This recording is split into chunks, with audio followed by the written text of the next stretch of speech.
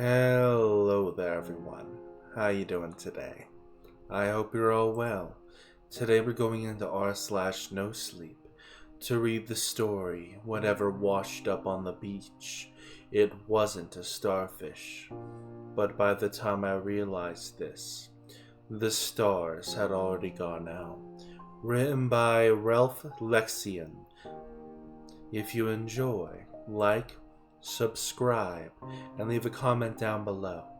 Now, without further ado, let's get started, shall we?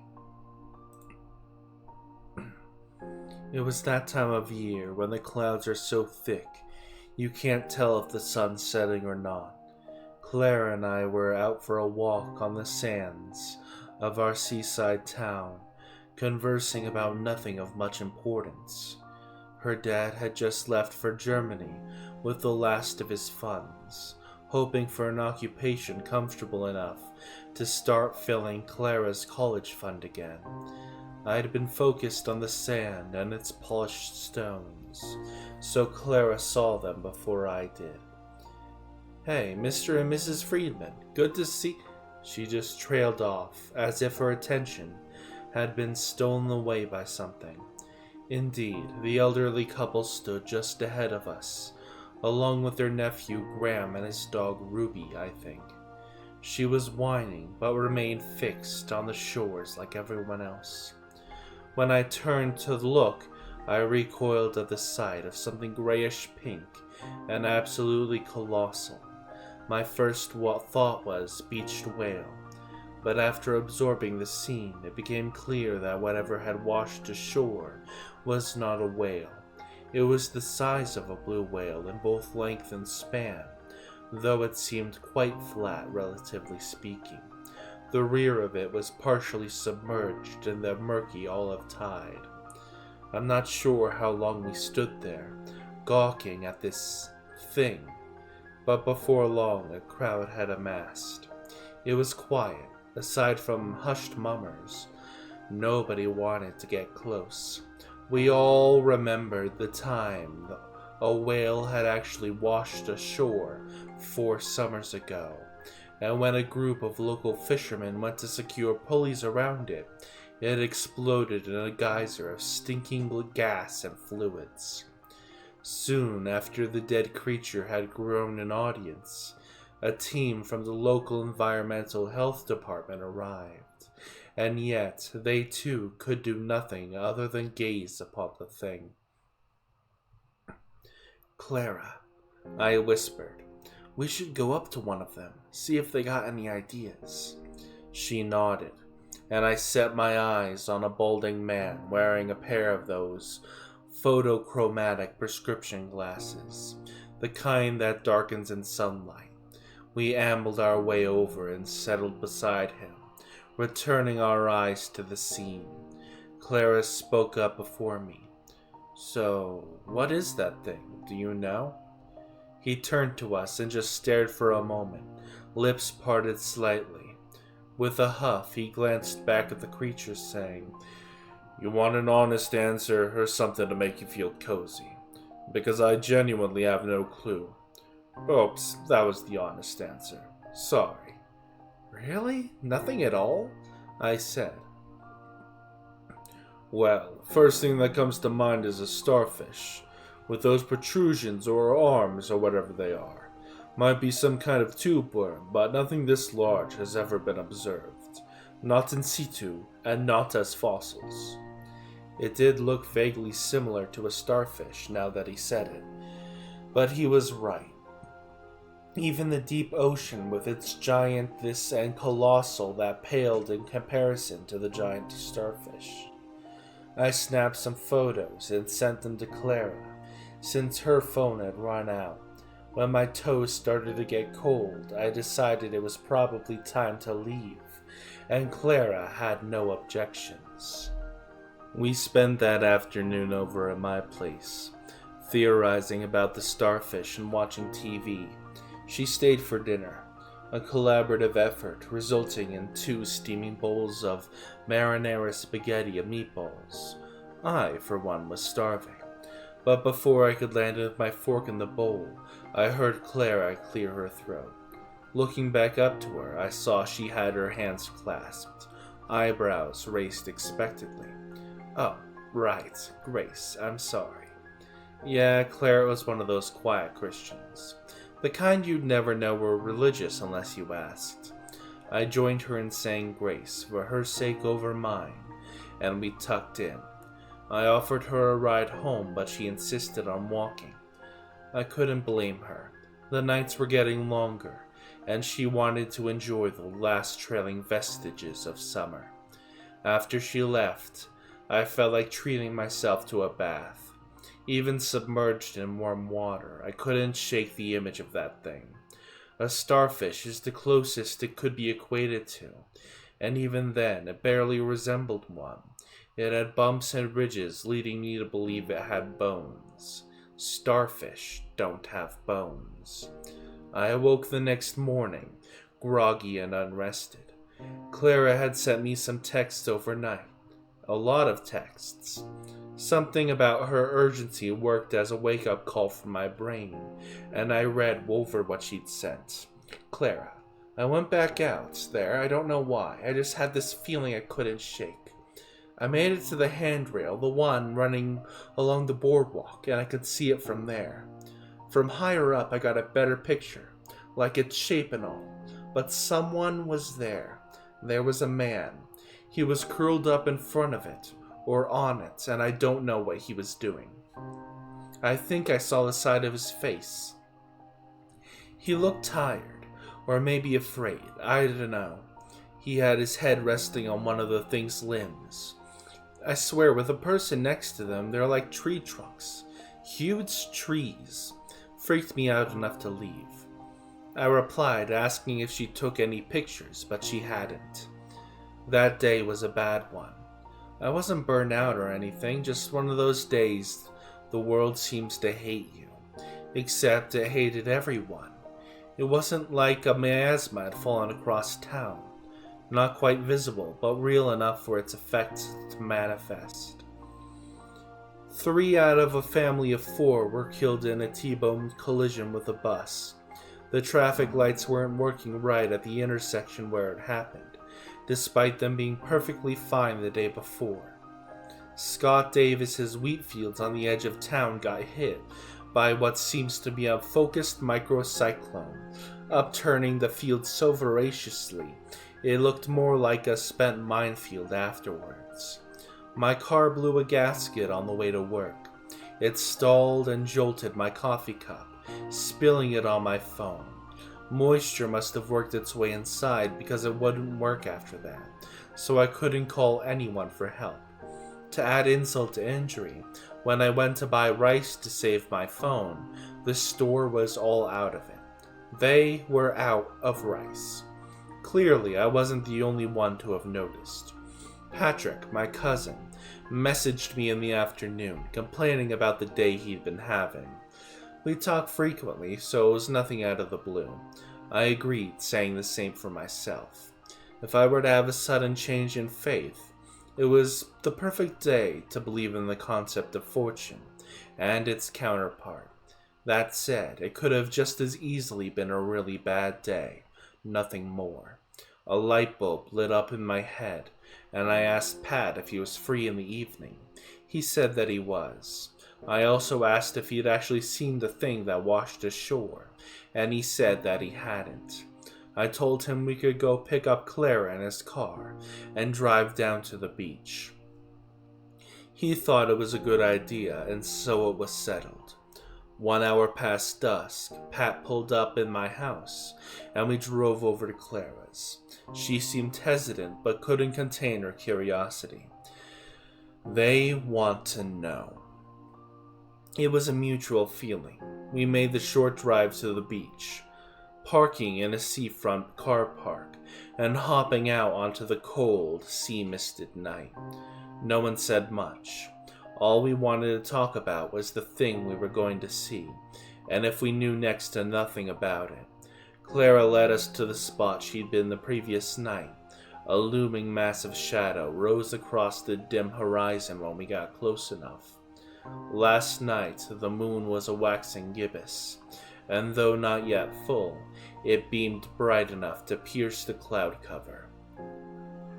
A gap in the clouds passed by the moon, casting cold light upon the starfish, and in tandem revealed a smaller, huddled figure. I thought Clara had been making that stuff up, but he was there all right. She said he looked tired or afraid. Neither of those quite fit. If I had to put a word to it, I'd say he was despairing. Just before the momentary lapse in the cloud cover passed, the man turned his head to us. We recoiled in unison at seeing the sheer depth of pain in those eyes. Those swollen red eyes, wet with tears of an unimaginable sadness. So deep and primal, I can't do it justice with words. It was a shock to see, but I can't explain Clara's reaction. The moment she saw his face, she let out a short yelp and slumped to her knees. A steady stream of tears ran over her hands, which was clasped over her mouth. "Clara, what's wrong? Are you okay?" The only reply I got was sobbing and a repeated murmur of, "No, no, no." I glanced back a final time. The man had returned to his misery, coiled up against a dead limb. I gestured to Pat that we should leave, something he had already intended on doing, and we held each of Clara's arms on our shoulders. It was like she'd lost all muscle function. We practically carried her the whole way. She improved somewhat by the time we got back to hers, enough to be able to walk up the front of the path and go inside. Pat was afforded a slight nod as thanks, and then she was gone. We sat there for a moment, basking in the gloom she left behind. The lights in our house stayed off. Pat dropped me off home after that. Even after seeing it, we still had no words aside from, "That was really weird." I should have stayed with Clara that night. Maybe if I had, things wouldn't have turned out how they did. The next day lived up to the last in its cruelty, and I don't want to get bogged down with the details. It was just a terrible day. After I got home from work and had dinner, I had the sudden urge to visit Clara. In fact, I cursed myself for not going sooner. I threw my bomber jacket on and went out to my car. I wanted to understand whatever she was going through, comfort her in whatever menial way I could. But when I arrived at her house, the driveway was empty. After seeing her in that state, there was only one place I could think she has gone. Lucky there's no speed cameras on the west road out of town, because I sped it up with near reckless abandon. I knew where she was. The one place she'd go to decompress. Bull's Head, colloquially named for the twin humps crowning the sea cliffs outside of town that looked very vaguely like horns. Ask anyone in my town where they'd go for some time to think, and it would be Bull's Head. As I continued to drive uphill, the sky darkened. By the time I reached the tourist car park, night had fallen. The info booth sat dark and empty, but the parking lot had one resident, Clara's hatchback. I unbuckled my seatbelt and stepped out. The sky that night was unnaturally clear, every pinprick star shining down, and with all the warmth lost to space. The air bit a chill into my skin. I stared up at the sky while walking up the path to Bull's Head. The moon looked off somehow. The longer I focused on it, the more its edges seemed to dissolve, leaking wisps so small I couldn't be sure if they were there at all. That momentary fixation was shattered when I noticed the figure standing near the cliff's edge. Clara. A pang of dread throttled my heart, and I bolted the rest of the way, fearing the worst. But she kept still until I reached her. "Clara," I wheezed. "What are you doing up here? You aren't going to do something stupid, are you?" When she turned to me, My stomach dropped. It looked like she tried putting on some makeup earlier in the day, but now it had run with her tears into a sorry pastel mess. "It's all over, Peter. There's no point anymore." "That isn't true. Your dad's out of country. At least give him a chance to save for your college fund. I know you, Clara. I see what you're passionate about, and if..." "No, not that. Not me. I'm talking about everything. Everything is over. Every life that's been lived, and every life that would have been." I asked her to expand on that. Instead, she looked down past the cliffs, off to the east, and pointed at something. I trailed an imaginary line from her finger, and what my eyes fell upon made my muscles freeze. The starfish, so enormous it could be seen all the way from up here, in the same place it's been since it washed ashore. It all came crashing down in that moment. From that vantage point, I could make out the starfish in its entirety. Its true shape. Those appendages. They weren't arms. They were fingers. Fingers attached to a palm, attached to a stumpy shorn wrist.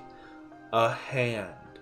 It was a hand of truly unimaginable vastness, laying palm up to the sky. Somehow, even from such a distance, I could see this strange man as well, and if my gaze were a physical perceptible thing, he rose to his feet and pivoted to look right at me. We made eye contact. I don't know how, but it was then I got the clearest picture of his face. Something once pure and beautiful, now a shipwrecked and rotted on a forgotten shoreline. He scrunched his face in a manner that said, "I'm so sorry." And then he turned away from me towards the ocean and began a slow march to the waters. I watched in shocked wonder as he reached those lapping waves, where he looked back to the hand one last time, and continued on into the sea. Only his feet never broke the surface. He was walking across the water. A litany of Sunday school sessions flashed across my mind. My jaw dropped as the realization hit me. That hand, that vast titan's hand, it was a right hand. And that man gliding out across the ocean, in robes looking as ancient as the sorrow on his face, One particular verse rang out in my head. "I am, and you will see the Son of Man, seated on the right hand of power, and coming with the clouds of heaven." And peering up at the clear, cloudless night sky, I saw all at once the collapse of a grand design. A stifled sob shook me back to awareness. I spun on my heels, teetering far too close to the edge, and saw Clara stood facing its waiting maw. She met my eyes but said nothing, because there was nothing left to say.